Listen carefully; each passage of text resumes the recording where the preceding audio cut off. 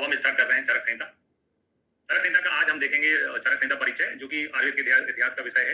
यानी कि इस भाग में हम चरक संहिता के जो लेखक हैं, जो उपदेष्टा हैं, जो जो विधि संस्कर्ता हैं, उनके बारे में देखेंगे और टीकाएं पढ़ेंगे एवं चरक संहिता अन्य संहिताओं से क्यों स्पेशल है, विशेष है, वो देखेंगे। स्टार्ट करते हैं। सबसे पहले बात आती है उपदेष्टा की। उपदेष्टा यानी वह व्यक्ति जो उपदेश के रूप में चरक संहिता को बताया है ना। इंग्लिश में उनको एक्स फाउंडर कहा जाता है और वो है पुनर्वसु आत्रे। इनका काल 1000 ईसा पूर्व है। अभी हम जिस युग में जी रहे हैं वो ईसा पश्चात है। यानी अभी 2024 जो सन चल रहा है वो ईसा के पश्चात का सन चल रहा है, उसको बीसी बोलते हैं। और एडी यानी ईसा से पहले जो है वो 1000 ईसा पूर्व उनका काल था। इस समय को उपनिषद काल कहा जाता है, क्योंकि उपनिषद का मतलब होता है उपविशति शब्द एक संस्कृत का होता है। इसका मतलब होता है गुरु के समीप बैठ के अध्ययन करना। उस समय परंपराएं थी, आश्रम होते थे जहाँ गुरु होते थे और शिष्य उनके पास बैठ के अध्ययन करते थे। तो चरक संहिता के उपदेष्टा कौन है? पुनर्वसु आत्रे। ये क्वेश्चन बनेगा।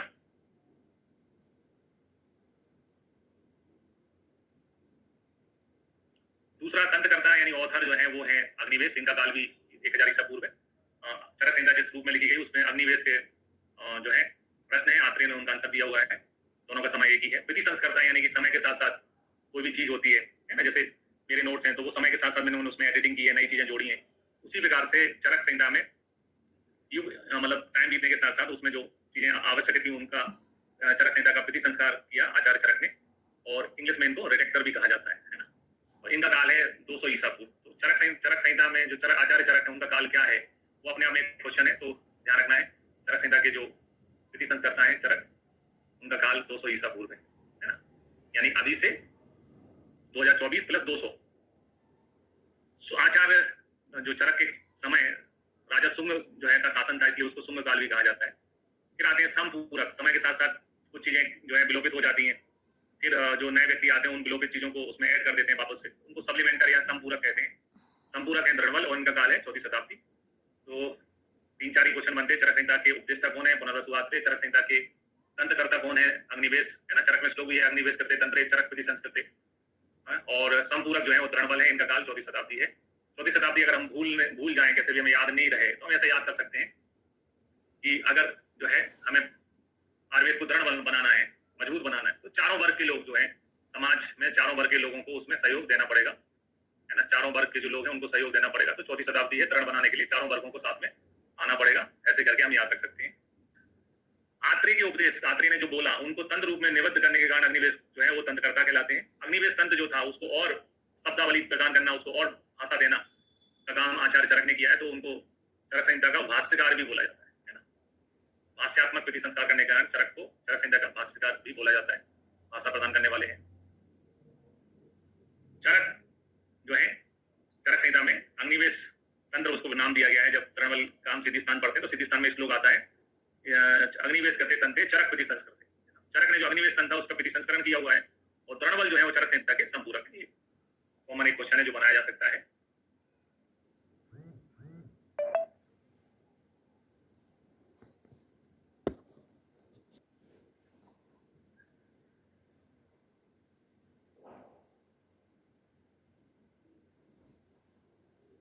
ठीक है, आगे बढ़ते हैं।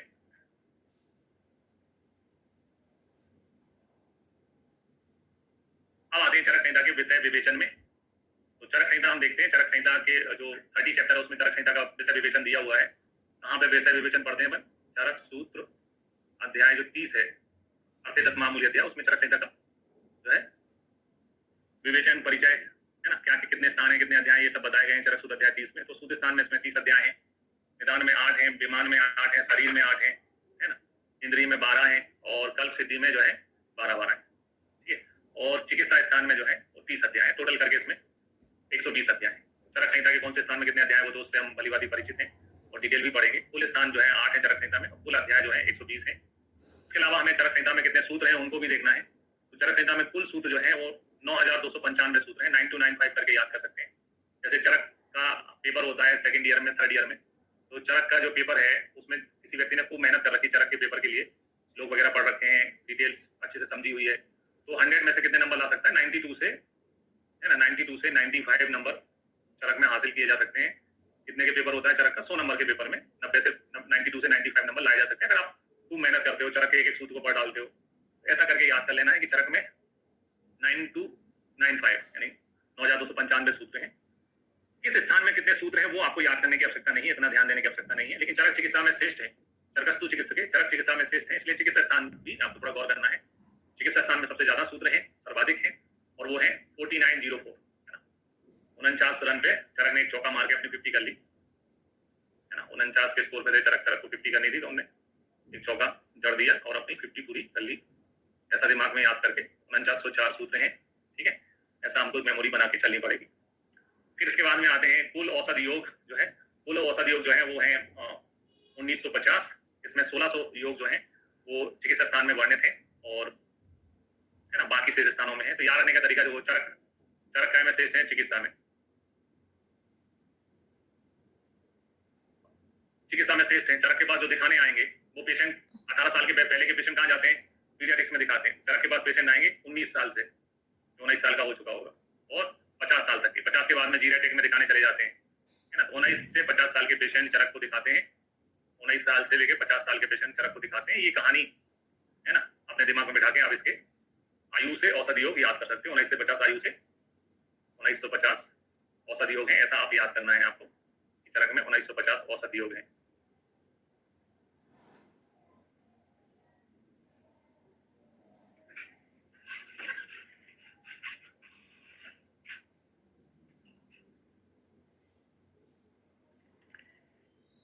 ठीक,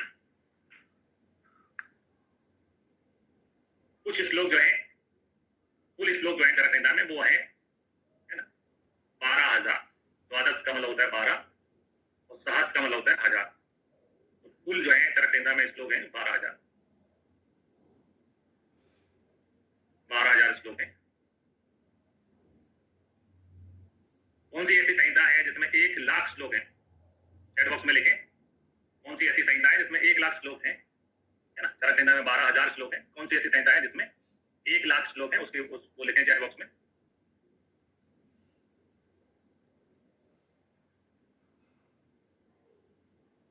मुन्ना राकेश ने सही दिया है, ब्रह्म संहिता एक सही आंसर है। काव्या ने सही आंसर दिया है, पूजा, प्रियंका, ऋचा शर्मा, रिपिन कुमार ने भी सही आंसर दिया है, ब्रह्म संहिता। ब्रह्म संहिता में सर्वाधिक श्लोक है, 1,00,000 श्लोक है, ठीक है। आगे बढ़ते हैं, अब आते हैं सबसे इंपॉर्टेंट पोर्शन में, जो एग्जाम के पर्सपेक्टिव से जिसके पूछे जाने के चांसेस ज्यादा हैं, जो पूछा जाता है, वो है चरक संहिता की टीकाएं, है ना। तो अब हम देखने वाले हैं चरक की टीकाएं। चरक संहिता में कुल टीकाएं 43 हैं, और उसमें से जो है 17 टीकाएं संस्कृत टीकाएं हैं, और उपलब्ध टीकाओं की संख्या संस्कृत में भी 6 है। तो 43 है चरक में। 44 हो जाता तो चरक कंप्लीट हो जाते हैं।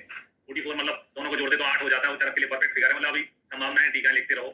संस्कृत टीकाएं 17 है, ये थोड़ा फिगर चरक से मैच कर रहा है, 1 और 7 को जोड़ते हैं तो 8 हो जाता है, ठीक है। ये वाला फिगर तो चरक को सूट कर रहा है 17। हिंदी टीकाएं लिखने का स्कोप बचा हुआ है, आप 80 पहुंचा सकते हो। इतना सब बोलने का तात्पर्य यही है कि आपको ध्यान रखना है चरक संहिता पे कुल टीकाएं 43 है, 17 संस्कृत टीकाएं, इसमें से 6 उपलब्ध हैं। अब आते हैं चरक संहिता की प्रथम टीका, है ना। प्रथम टीका जो है चरक न्यास है, जो कि भट्टार हरिश्चंद्र ने लिखी, जिनका काल है 16वीं शताब्दी, और ये पूरी कंप्लीट नहीं कर पाए। स्टार्टिंग जब करता है व्यक्ति तो थोड़े बहुत करने के बाद में थक जाता है ना। सूत्र स्थान के 3 अध्याय तक ही लिखी है इन्होंने। तो अब क्वेश्चंस के हिसाब से देखते हैं चरक की प्रथम टीका कौन है ना। प्रथम टीका एक क्वेश्चन बनेगा। तो चरक संहिता की प्रथम टीका का नाम चरक न्यास है। प्रथम टीका जो है कितने अध्याय तक है? तो 3 तक है ना। और किसने लिखी है? भट्टार हरिश्चंद्र ने लिखी। कौन सी? भट्टार हरिश्चंद्र का काल क्या है? 6वीं शताब्दी। इतने सारे क्वेश्चंस में बन सकते हैं, ठीक है। तो न्यास शब्द तो मैंने सुना नहीं है, न्यास टीकाओं में चलता है, जैसे गाइड होती है ना, कुंजी होती है, वैसे न्यास होता है छोटा रूप। हमने एक शब्द सुन रखा है जिसका नाम है न्याय। न्याय शब्द सुन रखा है, न्यास नहीं सुन रखा है। तो न्याय कौन करता है? जो सत्यवादी रहता है। सत्यवादी कौन है? भट्टार हरिश्चंद्र, है ना। लोग कहते हैं ना राजा हरिश्चंद्र सत्यवादी हरिश्चंद्र थे। तो न्याय कौन करता है? जो सत्य बोलता है, हरिश्चंद्र। और न्याय करने के लिए आपके पास क्या होना चाहिए? सिक्स सेंस होना चाहिए, है ना। कौन झूठ बोल रहा है, कौन सच बोल रहा है, ये ज्ञान आपको होना चाहिए, सिक्स सेंस, ठीक है। न्याय करने के लिए आपको क्या चाहिए? सिक्स सेंस चाहिए,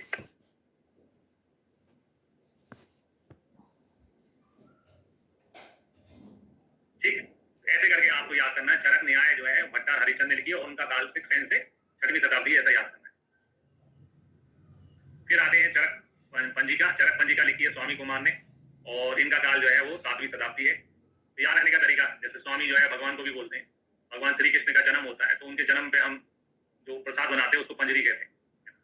पंजरी किसके लिए बनाते हैं? अपन भगवान जो है श्री कृष्ण, जिनको हम स्वामी बोलते हैं, उनके लिए बनाते हैं। तो चरक पंजरी का जो है वो स्वामी कुमार ने लिखी है।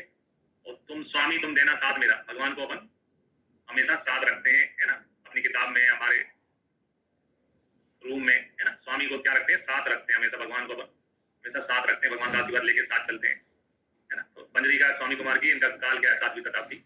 फिर है निरंतर पद व्याख्या। एक व्यक्ति जो है निरंतर रूप से बाल नहीं कटवाता है, निरंतर रूप से, उसको कहना है बाल कटवा लो, नहीं, वो कहता है नो, निरंतर बाल नहीं कटवाता है, बाल जो है उगाया जा रहा है। तो अगर जो है 9 महीने हो जाएंगे, जब भी उससे बाल कटवाने के बोलेंगे तो वो बोलेगा नो, है ना, नो नो, ऐसा करते करते 9 महीने निकाल देगा वो, नो बोलते बोलते 9 महीने निकाल देगा। तो उसकी क्या बन जाएंगी? बालों की जटाएं बन जाएंगी, जो बाल नहीं कटवाते, जैसे हमारे भोलेनाथ है, बाल नहीं कटे तो जटाएं होती हैं। तो निरंतर पद व्याख्या जो है वो जज्जर की है, ऐसा हमें याद रखना है ना। निरंतर रूप से बाल नहीं कटवाते तो क्या बन जाती है? जटाएं बन जाती है ना। 9 महीने तक नो नो बोलते रहते हैं। तो निरंतर पद व्याख्या किसकी है? जज्जर की है, ऐसा हमें याद करना है। फिर आते हैं न्यास, है ना। न्यास को भी अपन ने अभी याद किया, न्यास यानी न्याय होता है। तो न्याय कौन करते थे? है ना, हमारे अमित जी, है ना। अमित जो अमिताभ बच्चन को अमित जी भी कहते हैं, तो वो न्याय करते थे हर रोल के साथ। कूली बनते थे तो कूली दिखते थे, लावारिस बनते थे तो लावारिस दिखते थे, मतलब डॉन बनते थे तो डॉन दिखते थे। ऐसा नहीं है कि हर में अमिताभ बच्चन दिखता था हमको। वो जो कैरेक्टर करते थे उस कैरेक्टर के साथ अमित जी क्या करते थे? न्याय करते थे, है ना। और 9 पिक्चरें लगातार हिट दी थी। 90 के दशक तक जो है सुपरस्टार का, 90 के दशक तक सुपरस्टार कौन रहे? अमिताभ बच्चन ही रहे, है ना। 90 के दशक तक सुपरस्टार रहे, है ना, अभी तो अमिताभ बच्चन। लगातार 9 हिट दी थी इनने, ऐसा याद कर लो आप। 9 पिक्चर को नाम आ जाएंगे मुंह में, है ना। कुली, लावारिस, मर्द, डॉन, दीवार, त्रिशूल, है ना। 9 नाम ले लो और करके 90 के दशक के सुपरस्टार थे। 9 हिट दी थी। इनका काल भी क्या है? 9वीं शताब्दी है। अमृत प्रभाव ने लिखी है, अमित नहीं है, अमृत प्रभाव ने लिखी है न्यास, है ना। अमित नहीं है, वो अमृत ही है, अमृत प्रभाव ने लिखी है न्यास। फिर आते हैं चरक वार्तिक, है ना। जैसे भगवान की पूजा करनी होती है तो अपन पूजा करने से पहले बर्ती बना के रखते हैं, ताकि जैसे नहा के आए बर्ती, दीपक जलाएं बर्ती से, बाती से। तो बर्ती से मैं यहाँ बाती लेने वाला, दिया और बाती आपने देखा होगा, दिया और बाती। तो बाती बनाते हैं तो बाती आमतौर पर बाती बना के अपन घी में रख देते हैं, है ना। यहाँ पर हमने बाती बनाने के लिए यूज किया खीर का, है ना, क्योंकि भैया हमें दूध की बाती बनाना है, चरक हमारे भगवान है। तो चरक वार्तिक जो है ना, वार्तिका बनाई हमने खीर से। वो हमारे है, क्योंकि खीर से क्यों बनाई? क्योंकि वो हमारे 9 देवताओं में आते हैं, हमारे लिए 9 देवता के समान है ना, 9 देवता के समान है चरक। चरक हमारे लिए 9, है ना, 9 देवता के समान है। फिर आए परिहार वर्तिक। परिहार में हार आता है, ठीक है। परिहार वर्तिक आषाढ़ वर्मा ने लिखी है ना, 9वीं शताब्दी में, है ना। जब आसमान जो है गर्मी से हार जाता है तो बारिश चालू होती है। तो वर्षा से अपन याद करेंगे परिहार को, है ना। वर्षा चालू होती है आषाढ़ महीने से, आषाढ़ माह से बारिश चालू होती है, आषाढ़ माह से। कब तक होती है? तो अभी बारिश चालू हुई है ना। जेठ आषाढ़ सावन भादो, तो जेठ आषाढ़, आषाढ़ के बाद में आता है सावन, सावन आने वाला है। 9वें महीने ना, 9वें महीना बोलते हैं 9 मंथ सितंबर, है ना। तो बारिश कब तक होती रहती है? जुलाई, अगस्त, सितंबर तक, है ना। सितंबर तक जो है 9वें महीने तक जो है वो बारिश होती रहती है, ठीक है। फिर आए बृहत तंत्र प्रदीप। हमने एक क्वेश्चन पूछा ओपिनियन पोल में, क्वेश्चन की भैया भारतीय समाज में कौन बड़ा है ना, नर बड़ा है कि नारी बड़ी है? नर और नारी का पोल करवाया और पोल में पूछा कि कौन बड़ा है, तो 10 में से 10 लोगों ने बोला भैया बड़ा कौन है? नर बड़ा है, अल्फा मेल। याद करने के लिए बोल रहा हूँ, यहाँ कुछ रेलेवेंट कुछ नहीं है। तो नर बड़ा है, 10 में से 10 लोगों ने यही बोला। तो याद रहने का तरीका, बृहत तंत्र प्रदीप जो है, बृहत बड़ा कौन है? नर। 10 में से 10 लोगों ने यही बोला, यानी 10वीं शताब्दी इनका काल है। फिर आओ चरक चंद्रिका जो है वो किसने लिखी है ना, गैदास ने लिखी है। तो जैसे पिक्चर अपन ने देखी है देवदास, है ना। तो देवदास में से देव चला गया तो क्या हो गया? वो गैदास हो गए। वैसे ही, है ना, चंद्रमुखी में से मुख चला गया तो वो क्या बन गई? चंद्रिका। चंद्रमुखी, पारो, देव, है ना, देवदास के कैरेक्टर आपने सुने हैं। चंद्रिका के चक्कर में देवदास क्या हो गए? गैदास हो गए, है ना। चंद्रिका के चक्कर में देवदास क्या हो गए? गैदास हो गए। और देवदास जो है एक से एक पिक्चर बनी है देवदास पे, है ना। हिंदी, इंग्लिश, सभी भाषाओं में एक से एक फिल्म बनी है, देवती तक बनी है।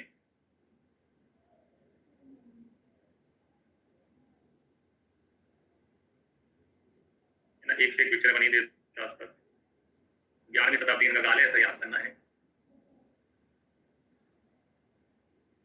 यानी कि चंद्रिका में से, है ना, देवदास के चंद्रमुखी में से चंद्रमुख चला गया तो देवदास क्या हो गए, गैरदास हो गए। एक बार तुम्हारा मुंह देखने तो आए थे। 11 यानी एक से एक पिक्चरें इसमें बनी हुई है, ऐसा याद करना है अपन को। फिर आते हैं चरक भास, है ना। भास से हमने किया भाषण।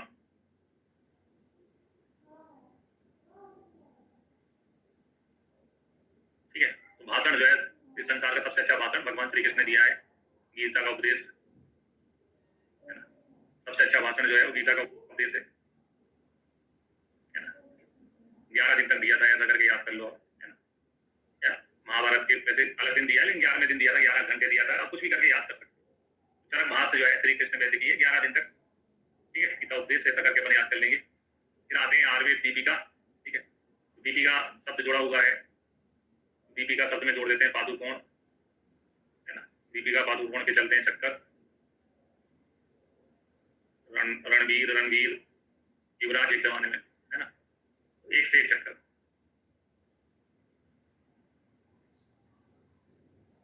एक से एक चक्कर। तो आयुर्वेद दीपिका लिखी है चक्रपाणी ने 11वीं शताब्दी में। दीपिका के चलते हैं चक्कर, है ना। दीपिका के चलते हैं चक्कर 11वीं शताब्दी में, एक से एक चक्कर। एग्जैक्ट सन देखेंगे तो 1075 होता है। जैसे अभी 2024 चल रहा है, 21वीं सदी बोलते हैं अभी, है ना। फिर चरक तत्व प्रदीपिका, है ना। चरक तत्व प्रदीपिका की बात कर लेते हैं। तो इसमें तत्व शब्द आता है। कोई लड़की जानना चाहती है कि उसके जीवन में कोई तत्व, है ना, इसको अपन कह सकते हैं राजकुमार, सपनों का राजा, दूल्हा, लड़का, बॉय, है ना। हर लड़की अपने जीवन में एक अच्छा तत्व यानी कि जीवन साथी मांगती है, और जीवन साथी अच्छा मिले उसके लिए वो भगवान शिव जी का व्रत करती है 16 सोमवार का, है ना। 15वीं क्लास में भगवान शिव जी प्रसन्न होकर दे भी देते हैं कि ये पकड़ो, है ना। तो लड़कियां जो है तत्व प्रकाश प्रदीप्त हो जाए, सामने आ जाए, उसके लिए शिव जी का क्या करती है, 16 सोमवार का व्रत करती है। तो ऐसा हमने याद किया कि चरक तत्व जो है प्रदीप का जो है वो शिवदास सेन ने लिखी है, और उनका काल क्या है, 16वीं शताब्दी है। फिर आते हैं चरक प्रकाश कौस्तुम, है ना। कौस्तुम का मतलब होता है पुंज, प्रकाश पुंज, या कि जहां से उजाला आता है, सोर्स ऑफ लाइट, है ना। तो पुंज यानी कि सोर्स ऑफ लाइट, यानी कि जो है एक सोर्स के रूप में इसको मान्यता मिलती है जो सच्चा रहता है। जैसे जो नर में सिंह है, किसी से डरता नहीं है, सच बोलता है। या कबीराज है, कभी जो है वो कभी झूठ नहीं बोलते। सर्व पड़ोसी की तमन्ना अब हमारे दिल में है, देखना है चोर कितना बाजू के कातिल में है। तो, है ना, कौस्तुम कवि, कवियों के नाम के आगे कुछ ना कुछ, है ना, कुमार विश्वास, कौस्तुम लग जाता है कुछ ना कुछ। चरक प्रकाश कौस्तुम कविराज की, कवि 1760 है। डेली व्हाट्सएप खोलो तो कोई ना कोई शायरी जो है, कवि कितने हैं, 1760 पैदा। तुम जैसे हमने 1760 देखे हैं, कवि जो है 1760 देखे हैं, कहाँ देखे हैं, तो मैंने व्हाट्सएप पे डेली शायरी आती है। तो चरक प्रकाश कौस्तुम जो है नरसिंह कविराज ने लिखी है। काल क्या है, 17वीं शताब्दी है, ऐसा हमें याद करना है।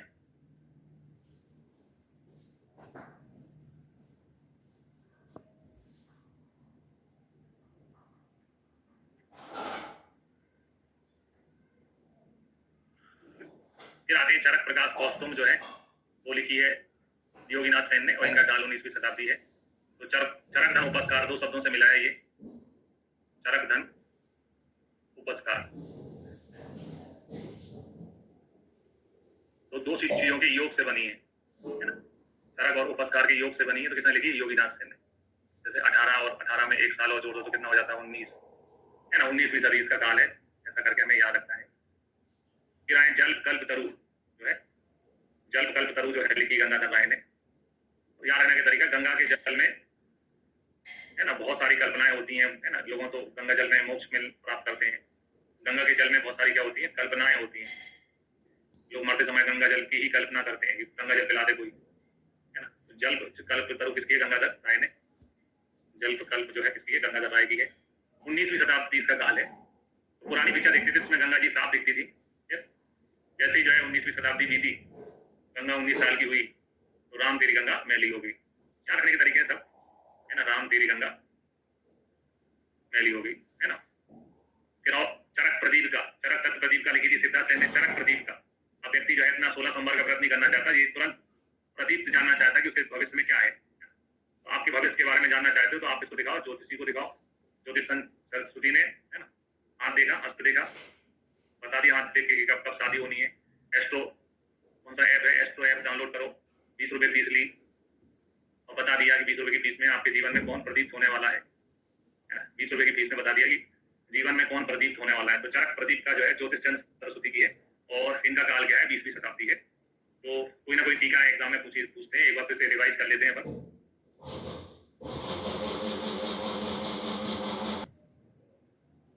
कमेंट में लिखा है 2 लोगों ने आवाज स्क्रीन सही नहीं आ रही है, क्या ये सभी के साथ है? सबके साथ ऐसे हो रहा है, आवाज स्क्रीन नहीं आ रही?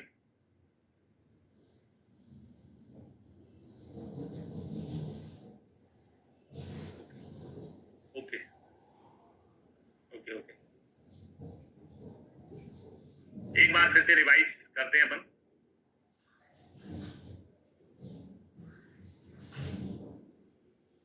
तो सबसे पहले टीका थी चरक न्यास। प्रथम टीका, न्याय करने के लिए व्यक्ति को होना चाहिए, सत्यवादी होना चाहिए, हरिश्चंद्र होना चाहिए और सिक्स सेंस होना चाहिए। तो न्यास जो है भट्टार हरिश्चंद्र की थी, सिक्स सेंस था उनके अंदर। तो 6वीं शताब्दी उनका काल है। और जो सच बोलता है वो ज्यादा दिन तक जिंदा नहीं रहता है, ज्यादा सर्वाइव नहीं कर पाता है, सच की उम्र छोटी होती है। तो 3 अध्याय तक ये लिख पाए थे। चरक पंजरिका में पंजरी है, पंजरी बनाई हमने हमारे स्वामी के लिए, स्वामी को बोला हमारे साथ रहना। चरक पंजरिका स्वामी कुमार की है, 7वीं शताब्दी। निरंतर रूप से एक व्यक्ति ने ठान लिया कि मैं बाल नहीं कटवाऊंगा, निरंतर पर व्याख्या लिखी है जयचक ने। 9वीं शताब्दी में 9 बोलते थे जब भी बाल कटाने की बारी आती थी। न्याय करते थे अमित जी, अमित प्रभाव, अमृत प्रभाव ने लिखी है और 90 के दशक के सुपरस्टार थे 9वीं शताब्दी। चरक वार्तिक जो है भर्ती बनाई हमने चरक जी के लिए क्षीर से, क्षीर स्वामी दत्त ने लिखी है। काल क्या है, 9 देवता है, चरक हमारे 9 देवताओं जैसे है, 9वीं शताब्दी। परिहार, बाद में हार गए, है ना, जो जब हार हो जाते ना तो लोग आंसुओं की बारिश करना चालू करते थे। आंसुओं की बारिश में तुम तो डूब जाओगे, हारने पर लोग जो है आंसू बहाने लगते हैं ना। वर्ल्ड कप 2023, आंसुओं, हारने पे क्या आते हैं, आंसू। मोए मोए, तो ये मोए मोए मोए चालू हुआ था आषाढ़ महीने के बाद से, आषाढ़ वर्मा ने लिखी है और कब तक चला, 9वें महीना, ऐसा याद कर लेना है। फिर और बृहत कंद प्रदीप जो है वो बड़ा कौन है, नर है कि नारी है? सब लोग 10 में से 10 लोगों ने बोला नर बड़ा है, नरदत्त ने लिखी है बृहत कंद प्रदीप। चरक चंद्रिका, चंद्रिका ये मुंह को देखने आए देवदास, मुंह नहीं दिखा तो गए गए चले गए, है ना। जैसे लड़के होते हैं ना, चक्कर काटते हैं कॉलोनी में, लड़की दिख जाए, नहीं दिखती तो चले जाते हैं। मुख चला गया चंद्रिका में से, चंद्रमुखी में से, तो देवदास हो गया गयदास। देवदास पे एक से एक पिक्चर बनी है, शाहरुख खान की देवदास है और एक तो अनुराग कश्यप की देवडी भी है। अलग अलग भाषाओं में दिलीप कुमार, बहुत लोगों ने अभिनय किया है देवदास में। चरक भाष से भाषण देने में सबसे अच्छे हमारे श्री कृष्ण जी, गीता का भाषण दिया 11 दिन तक, 11 घंटे, है ना, 11 घड़ी कैसे भी याद कर लो। आयुर्वेद दीपिका, दीपिका के चलते हैं चक्कर, चक्रपाणी ने लिखी है 11वीं शताब्दी। चरक प्रकाश, चरक तत्व प्रदीप का, तत्व प्रदीप हो जाए उसके लिए लड़कियां 16 सोमवार का व्रत रखती है, 16वीं शताब्दी। और शिवदास सेन ने लिखी है। चरक प्रकाश कौस्तुम, कौस्तुम कविराज 1760, 17वीं शताब्दी। चरकोपस्कार, चरक धनोपस्कार योगीनाथ सेन ने लिखी है 18+1, 19वीं शताब्दी। जल कल्पतरु लिखी है गंगाधर राय ने, 19वीं शताब्दी। और चरक प्रदीप का लिखी है ज्योतिष चंद्र सरस्वती ने, 20वीं शताब्दी। 20 रुपए फीस थी ज्योतिष जी की हाथ देखने की। ऐसे करके हमें सारी टीकाएं याद रखना है और टीकाएं ही पूछी जाती हैं, इसमें चरक की टीकाएं परिचय में पूछी जाती हैं। अब आते हैं अपन हिंदी वाले पोर्शन में आते हैं, ठीक है। हिंदी पोर्शन में देखते हैं, हिंदी टीका कहने का मतलब होता है जो बुक्स आती है मार्केट में वो। हिंदी टीका जो है श्री कृष्ण लाल ने लिखी हुई है, इनकी भी बुक आती है हिंदी में। जयदेव विद्यालंकर की बुक आती है, अत्रिदेव विद्यालंकर की बुक आती है। ब्रह्मानंद त्रिपाठी जो है वो चरक चंद्रिका नाम से आती है, ब्रह्मानंद, है ना। और ये हिंदी में है, ठीक है, हिंदी में। तो चरक चंद्रिका आपसे पूछा जाएगा संस्कृत में, तो संस्कृत में आंसर हो जाएगा गयादास, और हिंदी में पूछेंगे तो आंसर होगा ब्रह्मानंद, है ना। संस्कृत में लिखी है वो चरक चंद्रिका, इन्हें हिंदी में लिखी है ब्रह्मानंद त्रिपाठी में। रवि दत्त ने लिखी है वैद्य मनोरमा। रवि दत्त से ही पढ़ा है मैंने बुक्स में, कई लोगों ने कमेंट्स में लिखा है बुक से पढ़ेंगे, बुक्स थोड़े चेंज होती है, बुक्स तो कोई की कोई रहती है। एक बार आप मैंने बुक से पढ़ा दिया तो आप कोई वीडियो दोबारा से देख सकते हैं। बुक्स में पढ़ने पर मैं कभी, इसलिए बुक्स पढ़ना चाहिए, मैंने 56 बार पढ़ी है, 50 से 60 बार पढ़ी है। उसके बाद में मैंने सार निकाला है कि बुक्स में से ये पूछा जाता है, 100% यही आता है एग्जाम में। तो अगर आप भी कोई मेहनत करोगे तो फिर मतलब क्या है ना। नोट से बाहर कुछ नहीं आता है, आप नोट की एक लाइन को याद रख के रखें, 2-4% क्वेश्चन आ जाते हैं, उनसे आपका सिलेक्शन नहीं रुकता है। नोट बुक्स का रिवीजन नहीं हो पाता है, आप कितनी भी हार्डली कोशिश कर लोगे बुक से कभी रिवीजन नहीं हो पाता है। तो अगर जो फाइनल ईयर में, थर्ड ईयर में, तो वो बुक्स पढ़ें, अन्यथा नोट सबसे अच्छे हैं। 19 साल की मेहनत है ये, जो आपको ज्ञान देते हैं कि बुक से पढ़ना चाहिए, वो कभी नोट्स बना नहीं सकते, इसलिए वो ज्ञान देते रहते हैं। लेकिन ultimately notes is the best. और आप पुराने जिन लोगों ने पिछले साल भी पढ़ी उनसे भी पूछ सकते हैं। नोट्स में से पूरा का पूरा आया इस बार भी, जितना भी पेपर था। तो रवि दत्त से पढ़ाया मैंने, बुक चेंज होती नहीं है, तो आप है ना, अगर बुक से पढ़ना चाहते हैं तो रिकॉर्डिंग में है, आप उसको पढ़ सकते हो। इसके अलावा काशीनाथ पांडे और गोरखनाथ शास्त्री की विद्योधरी हिंदी व्याख्या, इसमें बहुत सारे विमर्श लिखे हैं। विमर्श जो है उनको समझ में आते हैं जिनने चरक सुश्रुत अष्टांग सारी चीजें पढ़ ली हों, तब विमर्श पढ़ने पर समझ में आता है, अन्यथा आपको लगता है चरक नहीं लिखा है, कि विमर्श जो है दूसरे ग्रंथों के रहते हैं। लेकिन तो पढ़ने के हिसाब से अच्छी बुक जो है वो यही है, काशीनाथ पांडे और गोरखनाथ शास्त्री हिंदी में। अब आते हैं अनुवाद में। अनुवाद जो है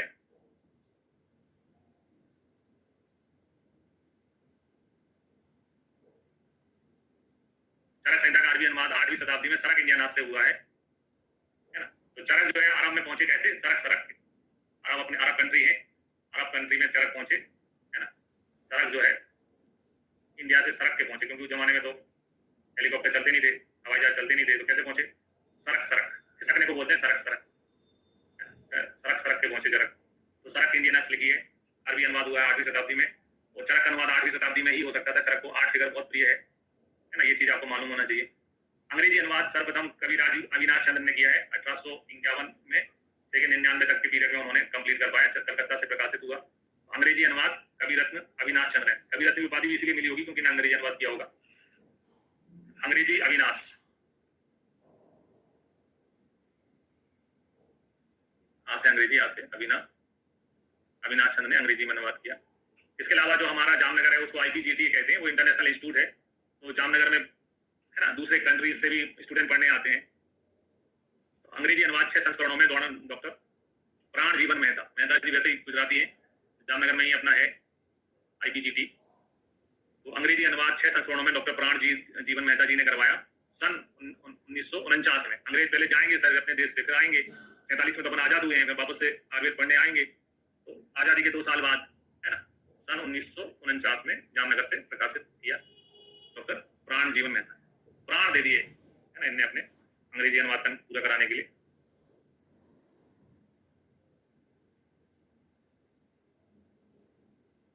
इसके अलावा हिंदी भाषा में प्रथम अनुवाद पंडित ज्वाला प्रसाद ने जो है लाहौर से, तेलुगु व्याख्या विश्वनाथ शास्त्री ने कौमुदी नाम से की हुई है। तो तेलुगु भी है, आजकल तो हर पिक्चर हिंदी तेलुगु सब में रिलीज होती है, कौमुदी नाम से की है।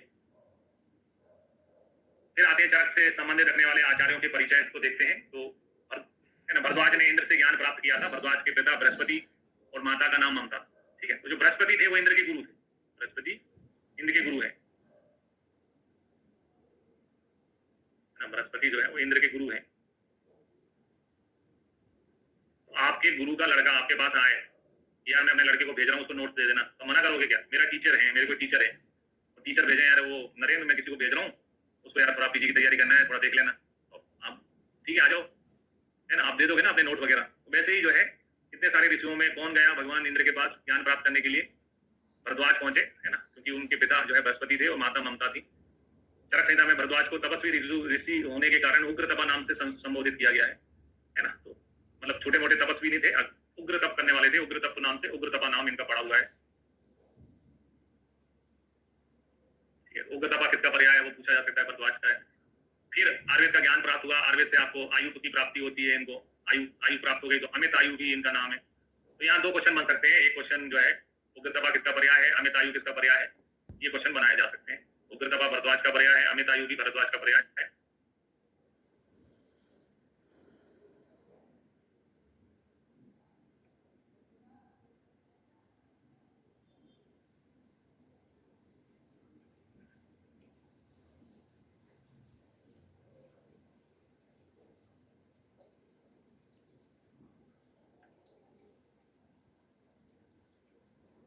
इसके बाद में आते हैं आत्रेय जी के परिचय में। तो आत्रेय जो है वो चरक संहिता में 3 आत्रेय का उल्लेख है। पहले है इसमें पुनर्वसु आत्रेय, ये महर्षि अत्रि के पुत्र और शिष्य दोनों थे, यानी अत्रि इनके जो है पिता भी थे, टीचर भी थे, और इनने भरद्वाज से आयुर्वेद का ज्ञान प्राप्त किया था। इनकी माता का नाम चंद्रभागा था, इसलिए इनको चंद्रभागी भी कहा जाता है। तो उग्र तपा अमित आयु, उसी क्रम में एक पर्याय पूछा जा सकता है कि चंद्रभागी कौन से आचार्य का पर्याय है, तो चंद्रभागी पुनर्वसु आत्रेय का पर्याय है। इसके अलावा चरक संहिता में एक कृष्ण आत्रेय का भी उल्लेख आया हुआ है, कृष्ण आत्रेय का भी वर्णन है। तो जो कि चरक सूत्र अध्याय 11 में, जिसका नाम प्रियसनी अध्याय है, इसमें जो है अष्टत्रिक बताए गए हैं, 3 के स्वरूप में चीजें बताई गई हैं। 3 प्रकार के बल होते हैं, 3 प्रकार के रोग के आयतन होते हैं, त्रिविध रोग मार्ग होते हैं, त्रिविध औषधियां होती हैं, कारण होते हैं, इस प्रकार से तो वो उनका वर्णन जो है वो किसने किया है? कृष्णात्रे ने किया है। इसके अलावा महाभारत में भी कृष्णात्रे चिकित्सक के रूप में, काय चिकित्सक के रूप में कृष्णात्रे का उल्लेख, तो एक काय चिकित्सक मेडिसिन के डॉक्टर के रूप में भी महाभारत में कृष्णात्रे का नाम आया हुआ है।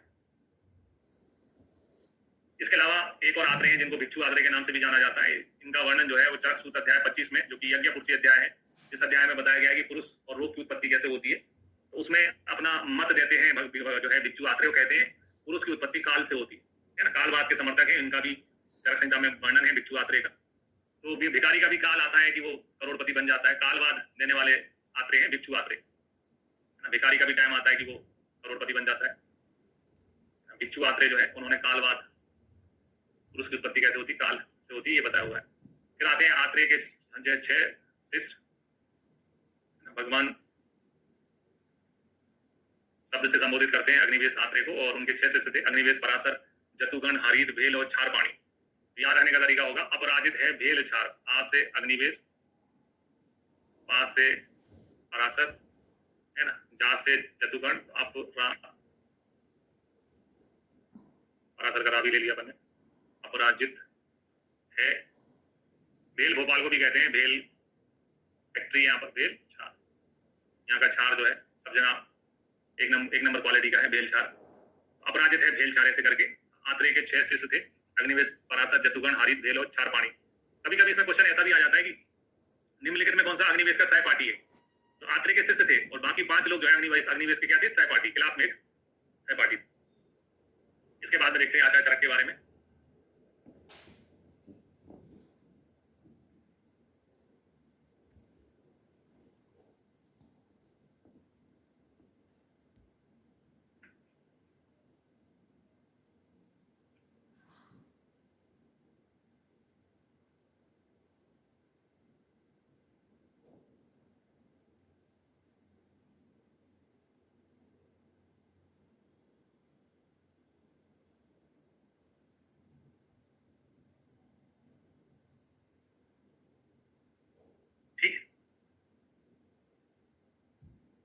तो चरक का वास्तविक नाम कपिस्थल चरक था, है ना। पूरा नाम कपिस्थल चरक था, और ये विशुद्ध के पुत्र थे, है ना। तो आप जिसके पुत्र रहते हैं, आपके अंदर पिताजी का खून रहता है। तो चरक संहिता देखेंगे तो चरक संहिता में विशुद्ध रेत यानी विशुद्ध शुक्र के लक्षण बताए गए हैं। चरक संहिता में विशुद्ध शब्द यूज किया है। जब वो विशुद्ध जो है रक्त भी बताया है चरक संहिता में। पिताजी के नाम का बहुत यूज किया है ना। विशुद्ध रक्त चरक संहिता में बताया गया है। विशुद्ध आर्तव भी है ना, के लक्षण भी अपन चरक संहिता में पढ़ते हैं। तो चरक संहिता में विशुद्ध शब्द है, अपने पिताजी को है ना ट्रिब्यूट देते हैं।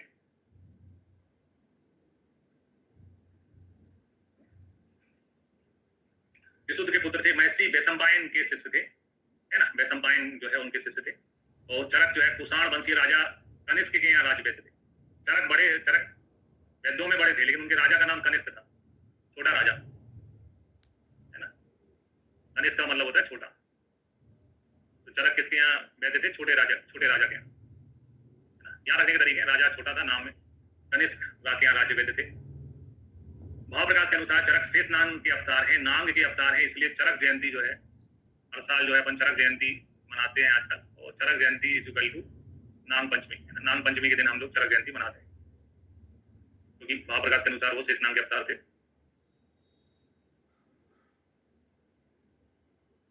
है ना। यावावर कुटी के ऋषि थे चरक, है ना। 2 प्रकार के ऋषि होते हैं। एक शालीन होते हैं, कुटी में रहने वाले, मतलब एक जगह आश्रम बना लिया, कुटी बना ली, वहीं पर प्रवचन देते हैं, वहीं पर उनके शिष्य आते रहते हैं। और दूसरे होते हैं जो घूमते रहते हैं, है ना, घूम घूम के ज्ञान प्राप्त करते हैं। तो यावावर जो है श्रेणी के ऋषि थे, घूमने फिरने वाले, जो चलते रहते थे, वही चरक कहलाते हैं, ऐसा बोलते हैं कई लोग। जो समुदाय चलता रहता था उनको चरक कहते थे।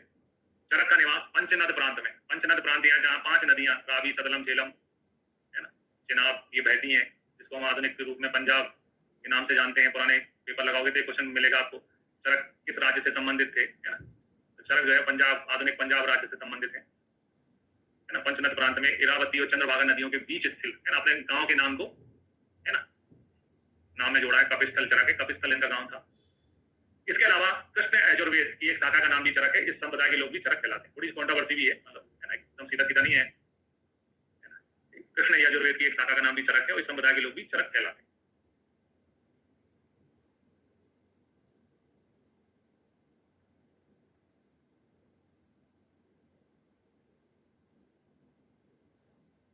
अपन द्रणवल में, है ना।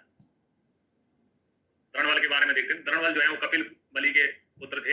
इन्होंने चरक संहिता के 120 अध्याय में से 41 अध्याय, चिकित्सा के 17, कल्प के 12 और सिद्धि के 12 लिखे, इसलिए उनको संपूरक भी कहते हैं, क्योंकि 120 में 41 जो कर है, 120 में से 41 तो इन्होंने क्या किया, उसकी पूर्ति करी है, इसलिए चरक संहिता के संपूरक भी कहलाते हैं द्रणवल।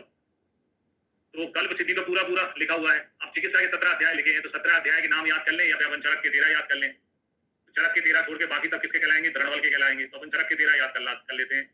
तो कोई भी व्यक्ति किसी की कितनी भी नकल करे, जैसे आप किसी को आपके आगे पीछे कोई बैठा है उसकी नकल करने वाले हो, तो आपने नाम रोल नंबर तो खुद का ही लिखते हो ना, यानी स्टार्टिंग तो व्यक्ति अपने खुद की करता है। तो चरक चिकित्सा में जो स्टार्टिंग चैप्टर है रसायन वाजीकरण, जिसके 4 पाद हैं, वो चरक ने कहा भैया वो तो मैंने ही लिखा है, कहाँ से द्रणवल आ गया उसमें, है ना। रसायन वाजीकरण बोले यहाँ से तो स्टार्टिंग हुई थी, है ना। स्टार्टिंग में तो भैया मैं अपने लिखूंगा, दूसरी की तो कॉपी करूंगा स्टार्टिंग में। तो रसायन वाजीकरण चरक का है। वाजीकरण जहाँ पढ़ते हैं वहाँ मदात आ जाता है, वाजीकरण में चटक का मांस, मोर का मांस, इसका मांस, उसका मांस लिखा हुआ है, तो मांस को बचाने के लिए क्या पीना पड़ता है, मद। तो रसायन वाजीकरण का मद जो है चरक पे चढ़ा हुआ है कि मैंने लिखे हैं। रसायन वाजीकरण और मदात जो है वो चरक के हैं, तो 13 में से 3 चलेगा, रसायन वाजीकरण और मद जो है कितने बचे, 10। तो चरक ने कहा चिकित्सा में बोला ना द्रणवल ने कि चिकित्सा के 17 लिखे हैं, इन्हें ये तो नहीं बोला कि चरक निदान भी इन्हें लिखा है। चरक निदान तो मेरा ही है ना। तो वही चरक निदान में जब मुझे पता है ज्वर होता है ना, रक्तपित्त होता है, तो चिकित्सा में मैं ही बताऊंगा ना कि ज्वर क्या होता है, रक्तपित्त क्या होता है। तो चरक निदान के जो 8 चैप्टर थे उसमें चरक ने कहा उसमें तो कोई डाउट ही नहीं है, वो तो मेरे चैप्टर है। तो आपने कहा ठीक है भैया, चरक के कौन कौन से, तो चरक निदान के 8 है, उनमें से कितने जो है यहाँ पर आ गए, एक तो ज्वर आ गया, रक्तपित्त आ गया, गुल्म आ गया, प्रमेय आ गया, कुष्ठ आ गया, राजक्षमा, 6 आ गए। 2 जो है वो चेंज हो गए, है ना। जो भूलने वाले रोग होते हैं वो भूल गए, उन्माद अपस्मार को भूल गए, उसके यहाँ क्या आ गया, आर्सतीसार। उन्माद अपस्मार जो है भूलने वाले रोग हैं वो भूल गए, जो भूलने वाले चैप्टर थे वो भूल गए, उन्माद अपस्मार भूल गए, उसके यहाँ क्या आ गया, आर्सतीसार। जैसे ये 2 व्रण आ गए, 2 व्रण। आदमी 2 गलतियां कर देता ना, कि इंटरव्यू में 8 क्वेश्चन पूछे थे, 2 गलत बताए मैंने यार, तो आदमी कहता है कि ठीक है अब इसको फैलाओ मत, जो हो गया। आर्सतीसार गया, उन्माद अपस्मार गया, आर्सतीसार आ गया, 2 व्रण आ गए, इसको फैलाओ मत आगे विसर्ग आ गया। ऐसे करके टोटल हमने, है ना, 3 + 8 + 2, है ना, ऐसे करके 13 अध्याय के नाम याद करें। और बाकी जो है वो 17 किसके हैं, द्रणवल के हैं। कैसे याद किया अपन ने भैया, हर व्यक्ति कोई किसी की कॉपी क्यों ना करे, अपना नाम रोल नंबर तो अपने लिखता है ना, यानी स्टार्टिंग तो खुद की करता है ना। तो स्टार्टिंग में चरक का रसायन वाजीकरण चरक का है, वाजीकरण का उनको मद भी है, मदात भी है उनका, बचे 10। तो चरक निदान में से, जो चरक निदान के 8 चैप्टर उनमें से जो भूलने वाले हैं, जिसमें व्यक्ति की याददाश्त चली जाती, भूलता है, उन्माद अपस्मार, उसको भूल गए चरक, क्या लेके आ गए, आ से आने वाला आर्सतीसार, भूल गए, आ गया, आर्सतीसार आ गया। ये 2 व्रण है, इसको ज्यादा फैलाना नहीं है, विसर्ग आ गया।